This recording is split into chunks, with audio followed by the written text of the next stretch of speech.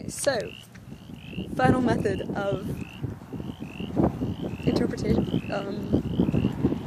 I can't even think of the word for it. Final method of talking to you, I suppose, about all this drug theory. I've been sitting in an office all day. Also, there's a lot of cars. It's like 6, but I want to get this finished because I want to like send it to you because it's been far too long. All right, so blueprint thing. Where do you even start all this? You know, there's like a billion little moments that they all become stagnant. They're searching themselves, and so they just like pause and are like, I don't know what to play for you. Also, to see this, it's beautiful. Like, isn't that just lovely? Alright, so blueprint theory is, in basics, has to deal with whenever you're interpreting life. Like, every single day, if you looked at this field, the blueprints of it would be like that little river over there, and the brown right there, and then that freaking road sign, and then that car, and that would be like the left side interpretation blueprint that I think has to do with the emotion that you're having at the moment. But that's a little bit further on. Like right now, if I got scared, especially, like if my limbic system activated, I think that would store the thought even more potently, which is how things like I think McDonald's and, you know, like with the yellow sign, or when you have caffeine, you know, things become more vivid. You store them more, particularly with sugar. But I think that's because it creates a positive, which then maybe enough positives activate the limbic. Maybe that's how that occurs. And then whenever you're on a depressant, like, you know, alcohol, you don't remember anything the next day. So all these negative numbers almost keep you from remembering. So anyway, okay, so you have all the blueprints from the day, and I think at night, they kind of, well, during the day, they spark neurogenesis in the prefrontal, and if you close your eyes, you can kind of feel it if you've had too much. And then you can kind of soar back, and I think they also try to recall up memories as well. Like if you were hungry right now, your brain would look around you, and it would be like, oh, there's no fucking food here, but if there was a tree, and I'd be like, alright, hey, let's go search that tree. But at first it's gonna be like, oh hey, is that like a banana? It'll be like, if it's a banana, is that safe, motherfucker? Sorry. Is that safe, dear human, that I control?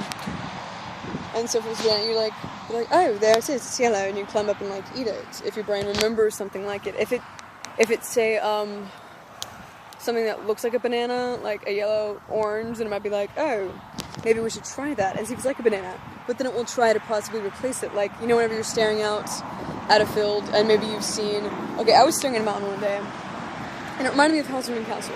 And my brain kept trying to make it Halloween Castle. It's like I was just staring at it and I could see my brain actually trying to use like almost square images like you see with those movies where they pull up a billion of them and then someone's like click-clacking away, or those pictures with a billion images. It was like that. Like my brain was actually trying to turn it into that image as though it had stored it and wanted it to be that way. So then at night it consolidates all of it, I think, with the emotions, and it kind of blends them all together. It's how when you're dreaming, it'll be like of a person, but possibly similar to the emotions that day as your brain tries to reconfigure it and figure what to signal to you. So when it comes to drugs, I think what this does is, I already told you with the caffeine and the alcohol, but it also, I think, lags it. Like whenever it's going up with the depressants, it might actually create negatives and start to bring them down. It's why people will repeat their stories the more that they drink. And whenever they're on caffeine, they'll rebound, and also like they have to finish whatever they're saying. Like they don't like you to interrupt them because they've formed a pathway and refuse to break it. And I think when it comes to like weed, I think it does have withdrawals. Like they say it doesn't, but I think since it's a depressant, it might have stimulants. But on an internal layer, like maybe the central nervous system versus the peripheral. Because I realized one time when I was watching this human in front of me, and he was doing the speech. And I realized whenever you're on caffeine, it's like you can't shut up, you know, you can't read, you're very active. Right now I'm pretty active, but that's a catalyst reaction from thoughts more than a drug. And also there's cars around me, so I'm pretty sure my limbic is activating just through all that sound it's trying to interpret. I could like try to record this without the cars and then see. Okay, sorry. I think of a lot of self-experiments. So, yeah, this human was talking, and I try to like calm down. Oh yeah, it's kind of working. That could be awareness. But instead my thoughts were really, like they wouldn't shut up, but it was more of in my own head. My thoughts wouldn't stop no matter how much I tried to control them to listen to the speaker. But yeah, I forgot. Sorry, don't you just, like, get lost in that?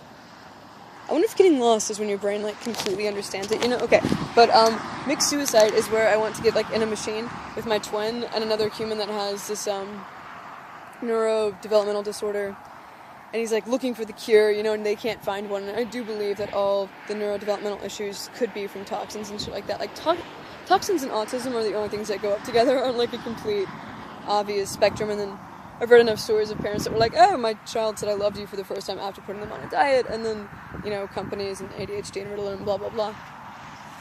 It's not blah, blah, blah, but I've thought of it enough to say blah, blah, blah. And then, I was just thinking, wow, I can't find memory pads right now. I think it's because I just ate. Maybe it's like all my faculties are going towards satisfaction, and thus I don't need anything unless it's not using memory as well, because it's like, oh, hey, you're good. Okay, so, mixed suicide. Yeah, that really important thing. Okay, so, I want to get us some machines, and then see if we can find the reactions that are suicidal. What I have to do is get a suicide person, put them in the machine, check out their ratios when it comes to, like, you'd show them images, maybe, of gore. Like, I'd want to do images of gore, for sure. Images of friends. I have quite a few ideas, and they're written down on my blog, so they'll be easy to find. But yeah, I need a neuroimaging machine, and you have those, and so I need you in particular.